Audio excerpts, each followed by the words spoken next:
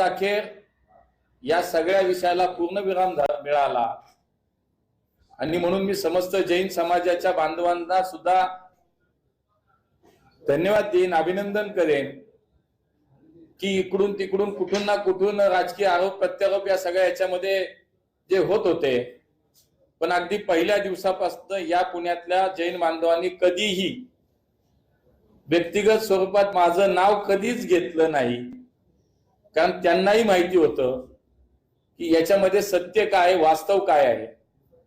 पण ठीक आहे, झालं ते झालं, मला आता काय त्याच्यावरती बोलायचं नाही. पण एकच आहे की जे जैन बांधवांना हवं होतं त्या पद्धतीचा निर्णय होण्यासाठी म्हणून जे काय आम्ही सगळ्यांनी मिळून प्रयत्न केले, जे गुप्तीनंद महाराजांना जे अपेक्षित होतं तशा पद्धतीचा आज निर्णय झाला आणि मला असं वाटतं हे सगळ्यांसाठीच अत्यंत चांगलं आणि समाधानाची बाब आहे.